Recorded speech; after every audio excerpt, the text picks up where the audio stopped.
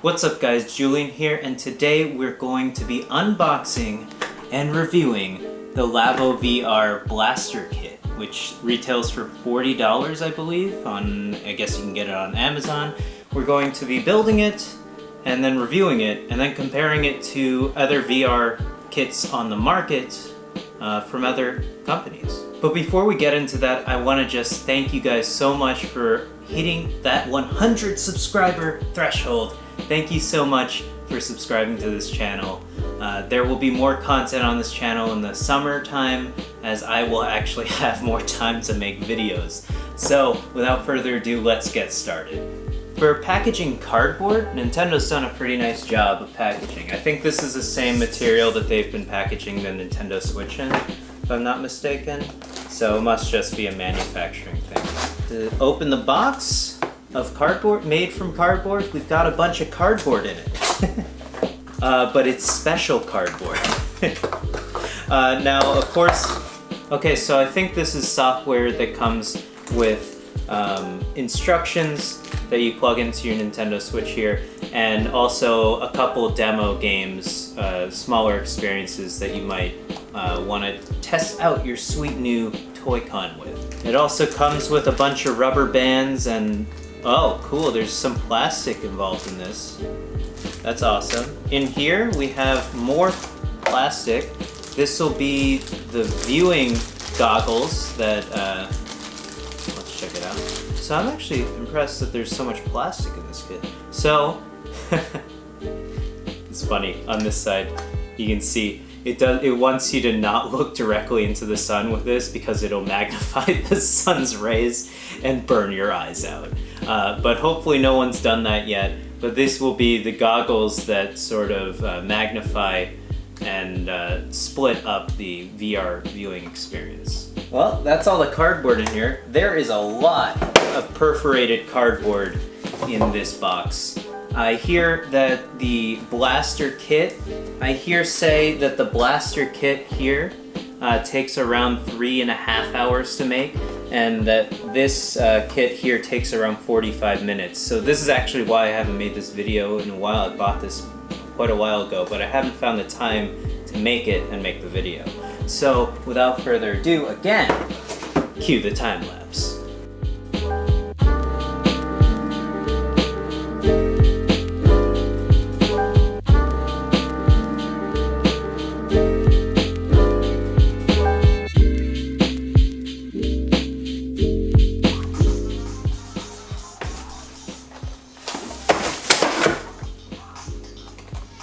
God damn it. The Joy-Con Blaster.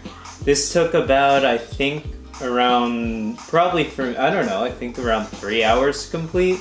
Very elaborate build. Super fun if you're into constructing things or building things on your own at all. And the instructions on the Switch are super awesome. They have really cool graphics. You can rotate everything. So the software is really great on that side. Well, let's check out some of the software that Nintendo has to offer on the VR side of things, from Nintendo Labo up to some of the free experiences that they've added to Super Smash Bros. Ultimate, The Legend of Zelda, Breath of the Wild, and Super Mario Odyssey.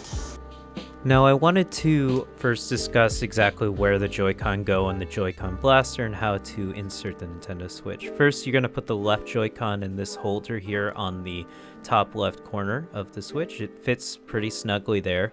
Now, you can also detach the actual VR goggle unit and attach your Switch unit to that, and it slides right in. It has these foam pads that prevent the Switch unit from falling out, which is really nice because you're going to be moving your head quite a lot in this cardboard construction here. Next up is actually the right Joy-Con. It slides into the barrel of the gun, which is pretty cool. It can be just a little bit difficult to get in if you have, larger hands, for instance, and it can be much more difficult to get out, but it shouldn't be too much of a problem if you have a little bit smaller hands. And lastly, if you're going to be playing Zelda in VR or Mario or Smash in VR, you will actually put the Joy-Con back onto the Switch unit and detach the goggles from the blaster, of course, and this way you can hold the Joy-Con and the entire unit right up to your face that way and control using the buttons and the joysticks.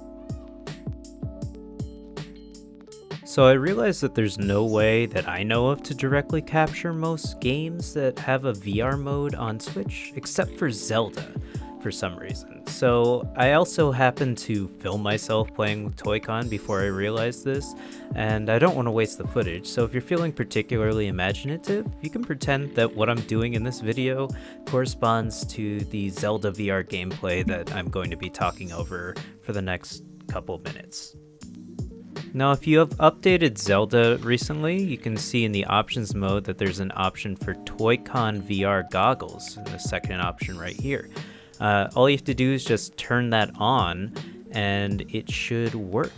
And the game will, prompt you, do you want to use, this game is compatible with Toy-con goggles? And then it gives you this common warning, and, just basically, you shouldn't let children under the age of 6 play the VR. So right off the bat, this is sort of just a tacked-on mode.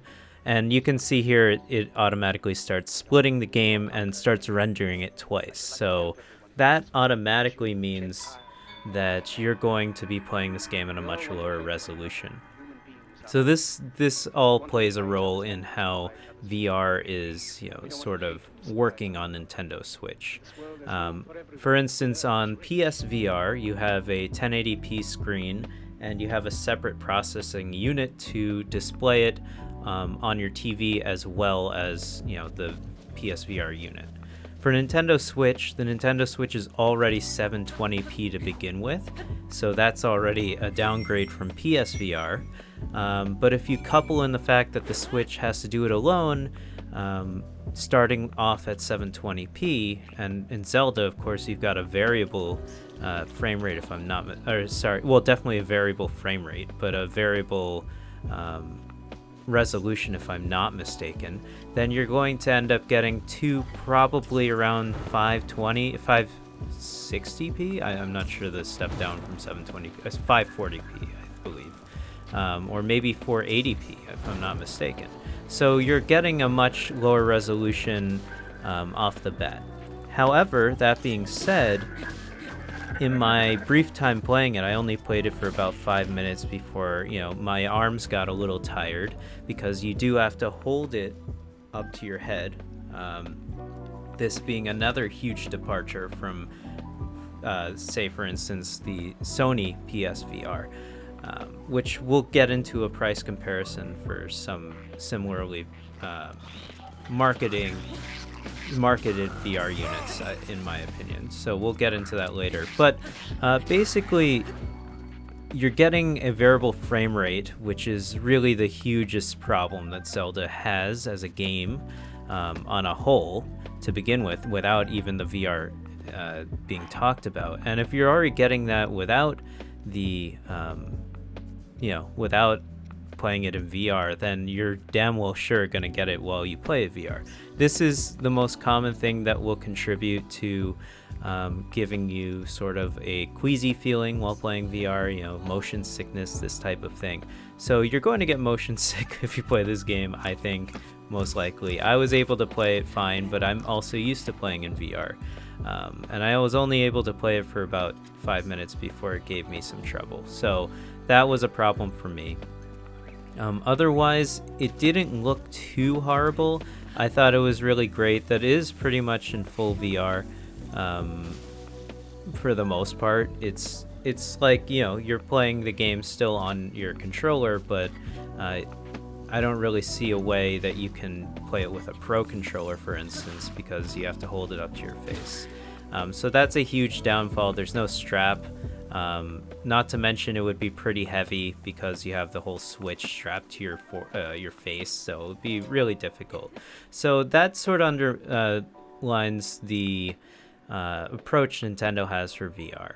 I think they have made a really interesting thing in that the blaster is super cool. Again, I haven't tried the other things. They offer something that, for instance, Sony, HTC Vive, and Oculus do not. They offer you a physical object to be holding. The blaster is a physical gun. It cocks the gun when you load it and you pull a trigger to fire, and you feel it physically firing. And they've created a thing in the game, a 3D model in the game that provides you with that type of sort of, I guess, visual impact. So that's a really cool experience on its own, and it's sort of an on-rails game, the VR Blaster game. Not to mention, they also provide you with a cool construction kit. So that's a really huge plus that I would say. The VR experiences themselves, I did like the blaster mode. As you can see, you look all around in 360 degrees. It was pretty fun. I had a lot of fun playing it for the brief time I was playing it. But again, that means that, you're playing these things for very short periods of time. They tell you to take breaks every 10 minutes. They don't want you playing this Nintendo VR for more than 10 minutes at a time. So I have to say that they're providing you with VR experiences and not full-on games, even though Zelda can be completely played in VR. That's my 2 cents on the topic.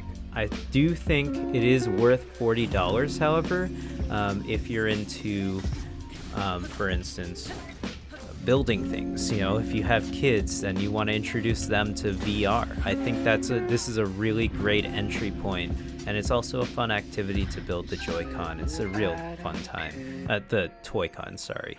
So I do suggest this starter kit as a whole. I know it's cardboard, but I think it's worth the experience. Not to mention, you do get some cool software and access to playing VR for Zelda, Mario, and Smash Bros.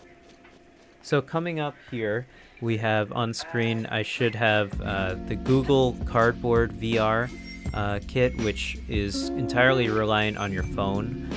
So if you have a good phone, it will probably run better than the Switch. But if you have, for instance, an iPhone 7 like I do, you don't really have the option of having the best phone. But it is free, and you don't have to construct anything. Or at least I got mine for free. It was a promotional thing. You may have to pay $20. So this is entry-level VR.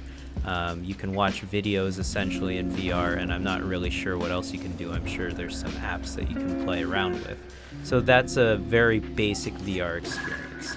Nintendo Switch, Toy-Con VR, $40 entry point. I think it's worth the money, and especially if you have a Switch, of course. And you get access to some pretty cool experiences, in my opinion. But the downfall is that it's super low resolution. You end up having frame rate dips in some games, and you definitely can get motion sick very easily. I think the same goes for Google Cardboard, depending on your phone. I got a little motion sick just watching a video on my iPhone. PSVR, on the other hand, is $250 depending on the bundle you get. I've done a review of it. You can check it out here if you want my more in-depth view of it. However, it is a complete experience, especially, you have to have a PS4 as well, so there's that entry point price. It's $250, I believe, right now. You get full-fledged video games to play. It's designed with the Sony ecosystem in mind, so it's completely integrated into for instance, you get trophies in your VR games and the like.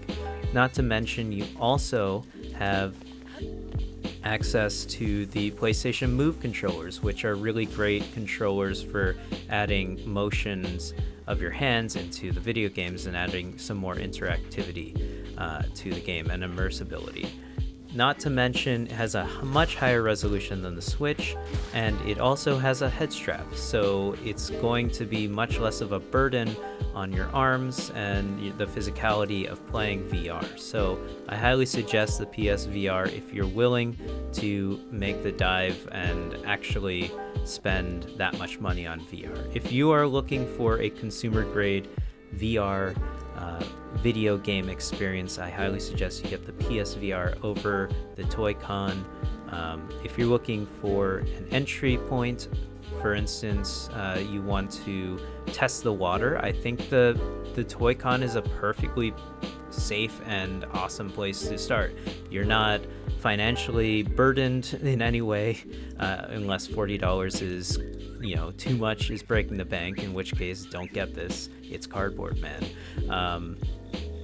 But it's a great entry point, and I really think it's worth the money, especially if you have kids and you really want them to experience VR in some way.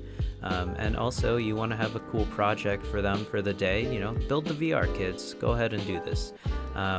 Google VR, I think it's free in most cases, so I don't see the harm in getting it. And that's a really good entry point, so you can really see exactly what's going on in VR. So those are my opinions on VR, at least the low-end VR units. If you want to see me get an HTC Vive or a Oculus, you're gonna have to support this channel a little bit more, so go ahead and tell your friends to subscribe. We really are, we're on the verge of victory here. We hit 101 subscribers, so thank you so much again to everyone who subscribes to this channel.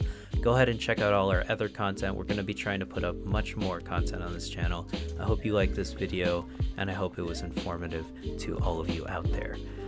Without further ado, it was a blast making this, and no pun intended, it's the Blaster, and I hope you guys liked the video. Goodbye.